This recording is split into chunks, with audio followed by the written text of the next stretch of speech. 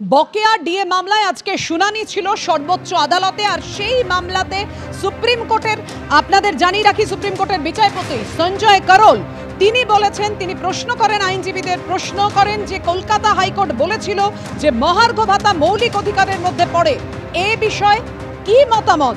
আইনজীবীদের প্রশ্ন বিচারপতি সঞ্জয় করলের, আমরাও এটা নিয়ে বিবেচনা করেছিলাম যেটা মৌলিক অধিকার কিনা, এই পর্যবেক্ষণ নিয়ে আমাদের মনেও সন্দেহ আছে। বকেয়া ডিএ মামলায় মন্তব্য সুপ্রিম কোর্টের বিচারপতি সঞ্জয় করলের। কথা বলবো, আমাদের সঙ্গে রয়েছেন আমাদের প্রতিনিধি বিজেন্দ্র সিংহ। বিজেন্দ্র, দেখো, আজকে প্রায় 4 ঘন্টা হিয়ারিং হলো জাস্টিস করলের বেঞ্চে, এবং সেখানে মূলত আজকে রাজ্য সরকারের যে বক্তব্যগুলো শোনা হয়েছে। আগামীকাল আবার হিয়ারিং হবে। আজকে কপিল সিব্বল, শ্যাম দেওয়ান এবং রাকেশ দ্বিবেদী তিনজন রাজ্য সরকারের হয়ে সওয়াল করেন কি হাইকোর্টের রায় বা ট্রাইব্যুনাল যে রায় দিয়েছিল সেটাতে কোথায় ত্রুটি রয়েছে, সেটাকে যেন না মানা হয়, সেই সওয়ালগুলো তারা করেন।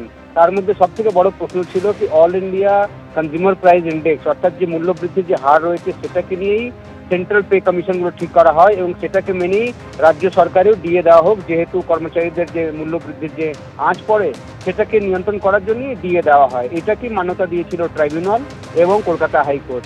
তারা বলেন কি রাজ্য সরকার এটাকে মানতে বাধ্য নয়।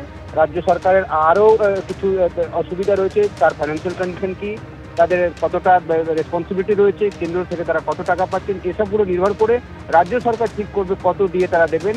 শুধুমাত্র যেহেতু সেন্ট্রাল পে কমিশন বা কেন্দ্রীয় সরকার all India consumer price index দেখে ঠিক করে ডিএ, রাজ্য সরকার সেটা মানতে বাধ্য নয়।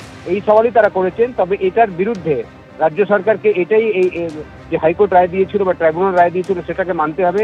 এটা পক্ষে আগামীকাল যারা সংগঠন বা কর্মচারী সংগঠনদের আইনজীবীরা বক্তব্য রাখবেন।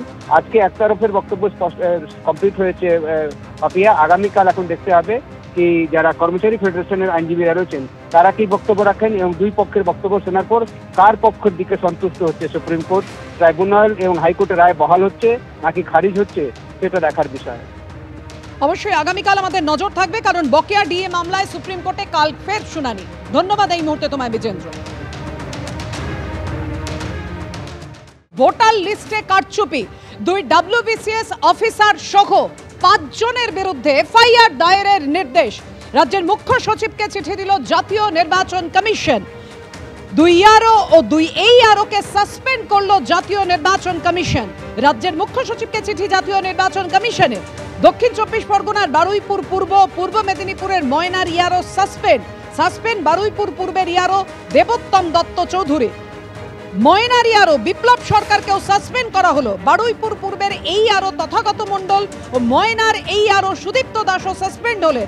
সিইওর পাঠানো রিপোর্টের ভিত্তিতে দ্রুত পদক্ষেপ নিতে হবে কমিশনে। একেবারে চিঠি দিতে হবে, রিপোর্ট দিতে হবে। ডেটা এন্ট্রি অপারেটরের বিরুদ্ধে এফআইআর দায়েরের নির্দেশ কমিশনের। কথা বলবো, আমাদের সঙ্গে রয়েছেন আমাদের প্রতিনিধি রুমা পাল।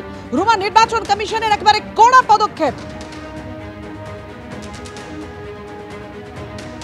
দেখো, প্রথমেই জানিয়ে রাখি এটা প্রথম লিস্ট, এরপরে কিন্তু সেকেন্ড লিস্ট এখনো বাকি রয়েছে। প্রথম লিস্ট পাঠানো হয়েছিল সিইও দপ্তর থেকে, যেখানে 127 জন এরকম ভুয়ো ভোটারের নাম নথিভুক্ত করা হয়েছে। এই যেখানে 4 জনকে এবং সঙ্গে সঙ্গে ডেটা এন্ট্রি অপারেটরে রয়েছে 5 জনকে যে তাদের যে সাসপেন্ড করা হলো এবং এফআইআর করার নির্দেশ দেওয়া হয়েছে নির্বাচন কমিশনের তরফ থেকে। এখানে দেখা যাচ্ছে যে তারা 127 জন ভুয়ো ভোটারের নাম নথিভুক্ত করেছে, অর্থাৎ তাদের যে নথি ছিল সেটা অবৈধ ছিল।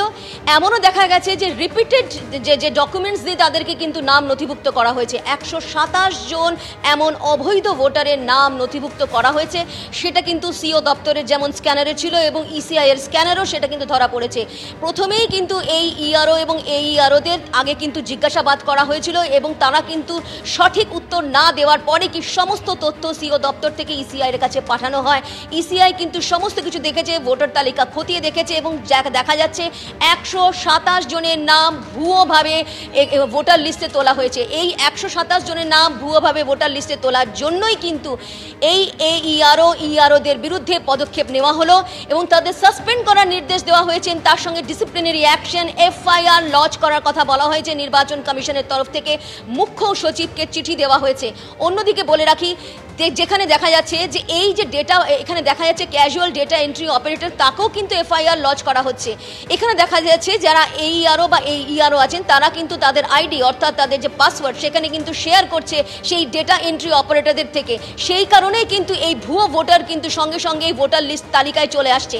এইভাবেই কিন্তু এই কারচুপি চলছিল। সেই কারচুপি কিন্তু সিও দপ্তর থেকে শুরু করে ইসিআই এর স্ক্যানারে ছিল এবং তারপর তারা যখন সঠিক উত্তর না দেওয়ার পরেই কিন্তু ইসিআই এই পদক্ষেপ করলো, সাসপেনশন যেমন করা হলো তাদেরকে, তার সঙ্গে সঙ্গে এফআইআর লজ করা হবে।